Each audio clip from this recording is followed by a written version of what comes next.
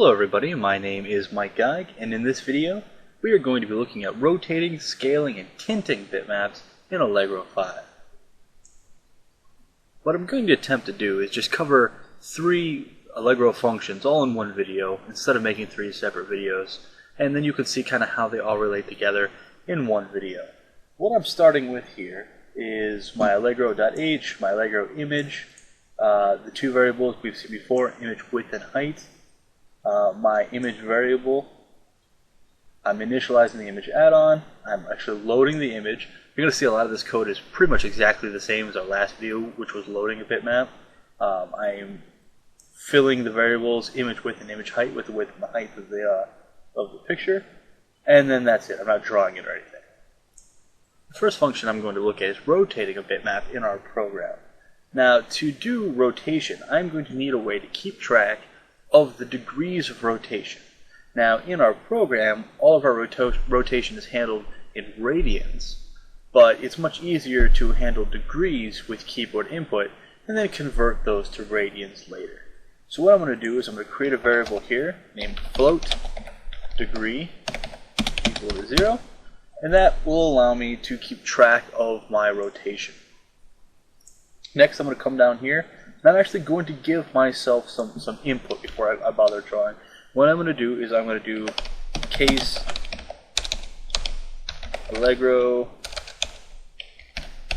key left, and in there I'm going to do degree minus equals 10, and if degree less than or equal to 0, degree equals 360. Since there's 360 degrees in a circle, if I go beyond 0, I just want to start on the other side, which would be 360. And then break. And then I'm going to do case Allegro key right. And I'm going to do degree plus equals 10 if degree greater than or equal to 360, degree equals 0. Okay, so we've just kind of handled some of our input code there, so now we can just go ahead and draw it. Now, the groundwork has been laid. Now all that's left is to call a single function, and everything works great. The cool thing about rotation functions in Allegro is that they also draw at the same time. So by calling my rotation function, I'm also calling my draw function. And you'll see that because the name is AL draw rotated bitmap. Ooh, that should be an underscore. Bitmap. And the first thing I pass in is my image variable. And then I need to specify where the center of my image is. And that's very important because I don't need to necessarily rotate around the middle of my image. I could rotate around any point within my image. I'm going to specify the middle, but we're going to be able to see what else we can do with that here in a second. So I'm going to do image width divided by 2, image height divided by 2. So we're going to rotate about the middle of the image. And next, where do I want to draw it? I'm going to draw it at width divided by 2, height divided by 2. Now you'll notice one other thing. You will notice that I don't need to do width divided by 2 minus image width divided by 2. In specifying where the center of my image is, it draws it at that center. So no longer do I need to specify the center of my image and then specify the middle of the page minus half of the image width to get it to be the center of the page. Alright, so in specifying my center x and y value, I've taken care of that step for me. The next thing we need, I'll hit comment here again so we can see, is the float angle. Now, like I said, the angle has to be in something called radians. And it's beyond the scope of this video to kind of get at what radians are. But the conversion is the degrees times pi over 180 will give me the number of radians. So if I do degree times, and this isn't the greatest of accuracy, but it's just so I don't have to invoke the math, 14159. That should be accurate enough, divided by 180. Alright, that will give me the number of radians, and then 0 for my flag. Alright, then all I need to do is run this,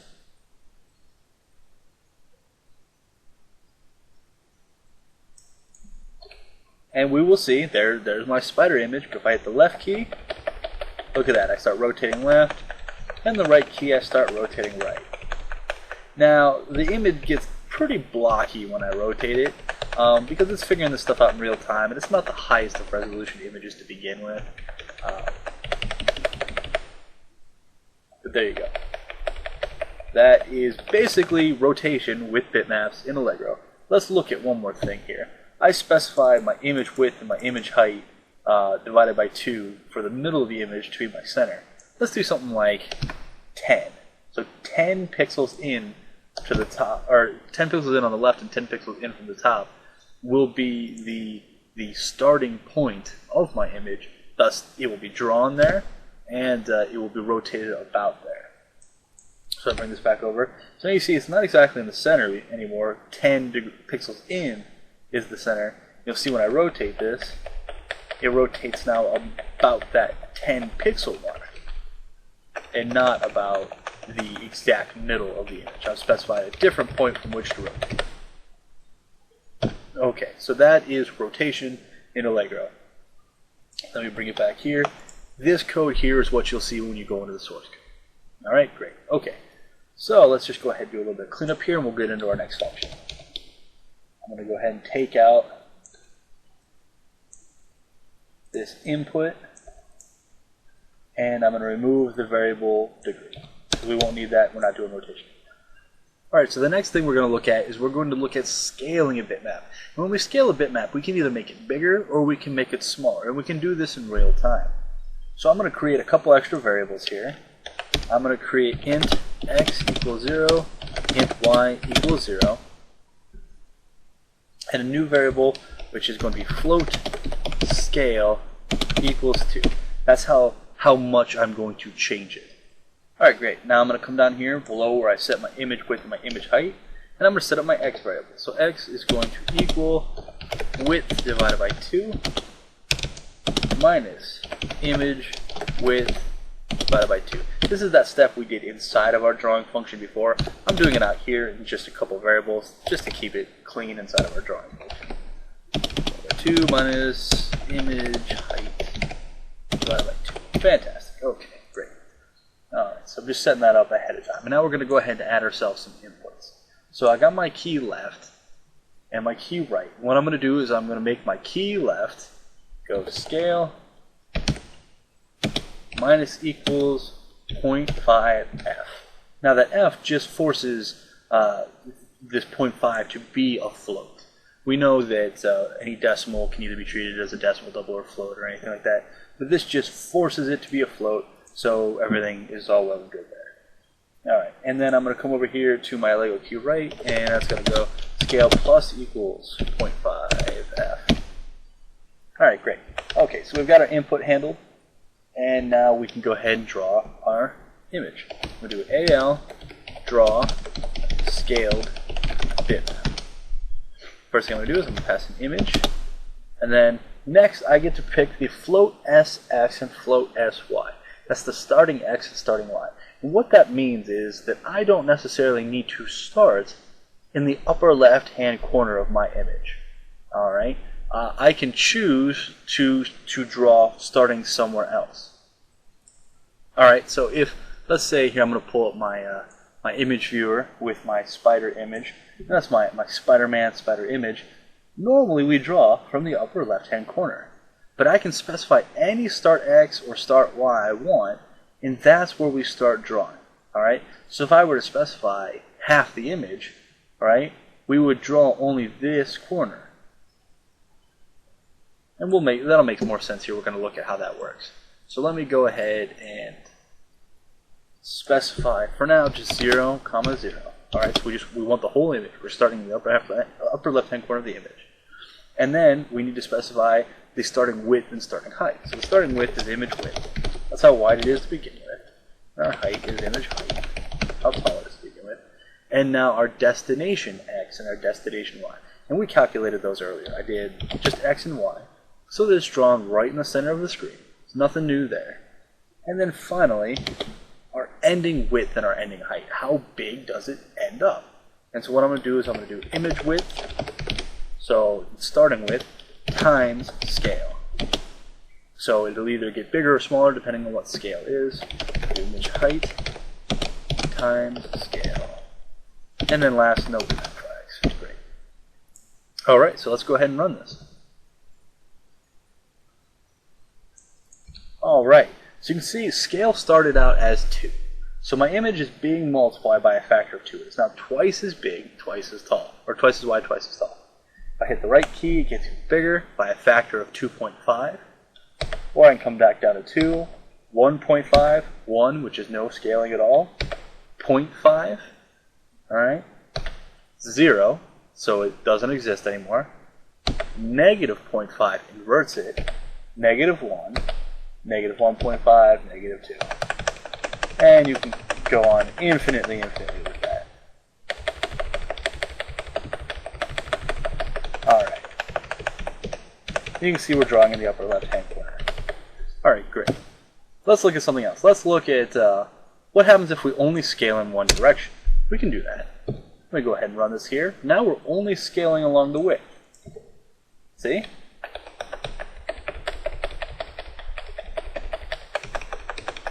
There you go. If you wanted to invert an image, you could just scale it by negative 1. See? Negative 1. It's just the image inverted. Alright. And last thing I want to look at is what happens when I start somewhere besides 0, 0. I'm going to start at 2020.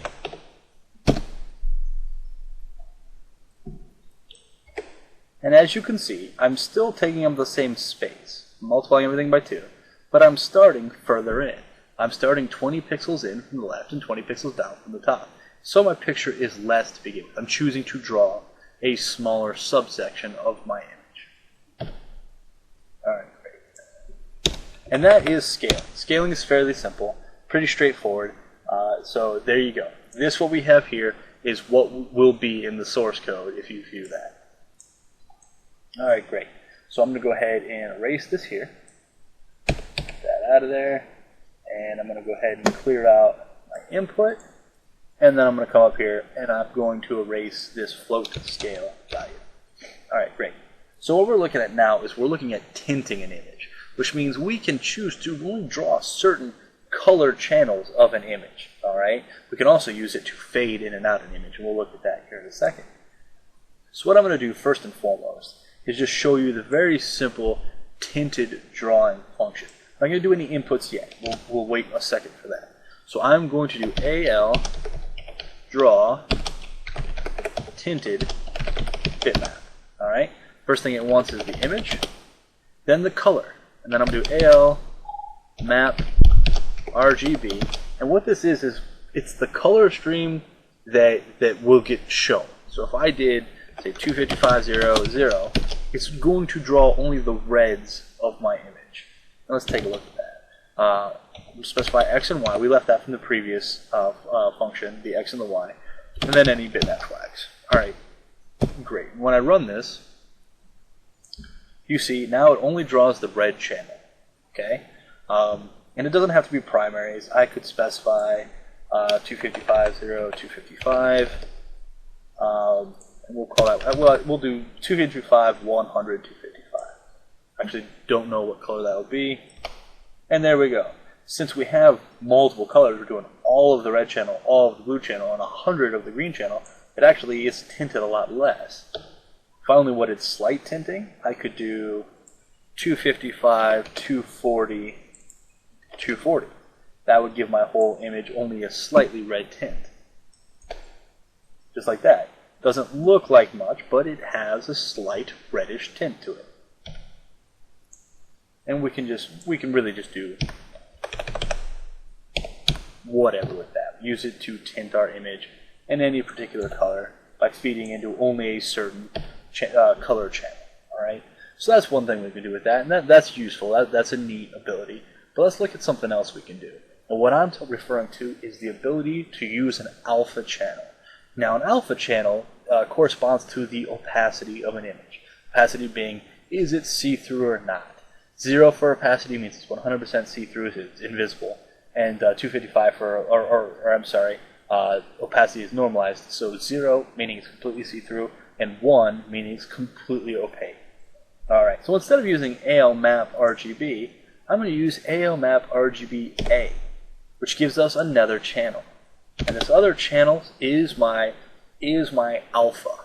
Alright, and in this case, I'm going to say 0.5, which means it is going to only be half there. So they're going to be half opaque and half transparent. Alright, let me choose a stronger color channel. So I'm going to do 255, 100, 100. So it's overtly red. Alright, and now we're going to run this here and you're going to see something interesting. Does it look transparent? It doesn't. It looks just like it normally did. I cannot see any transparency whatsoever. And the reason is because the background is black. Alright, due to the background being black, we can't see any color differentiation or alpha differentiation. So I'm going to do this. I'm going to draw another bitmap. AL draw bitmap image, and then I'm going to just specify width divided by 2 minus image width divided by 2. Might be wondering why I'm doing this since I have my X and Y. You're going to see here shortly.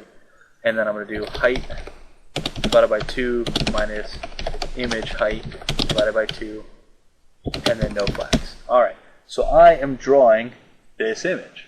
Okay? And you would think, well, since X is width divided by 2 minus height, or image width divided by 2, why am I not just saying X and Y? That's because we're going to add some inputs here. I got my key left, and with left I'm going to do X minus equals 10. Key right, I'm going to do X plus equals 10. And then we're going to do, copy this here, paste it twice, do key up, and I'm going to say Y, ooh, I typed that wrong. It's supposed to be plus equals Y plus equals 10, and then case down is going to equal Y minus equals 10. Alright, so that's why. So now, because basically if one image is overlaid directly over top of another image, you're not going to be able to see the difference anyway. You have to be able to move one image around to be able to see this transparency. So I'm running it here. And you see, first off, that the colors are really bleached out. And that's because we have a transparent, slightly transparent overlay, one image stacked on top of another image. Colors are additive, so we're seeing some pretty bright colors there because one is stacked on top of the other. But here's the interesting thing. I'm going to go ahead and move it. Notice that. You can see the transparency of the image on top that has the channel. And as it comes on, snaps into place. So we can see our ability to draw alpha channels now. So already your mind should be coming up with some pretty interesting ideas that you can do with this. I mean, you can do some pretty neat stuff. Even if, like, say what you're doing was like a health bar. You have an image of a vial or whatever, and then you have this slightly transparent bitmap being drawn on top of it, red for your health or whatever, blue for your mana or whatever, and it can move and, overlay and give some color to what is otherwise just a generic image. Alright.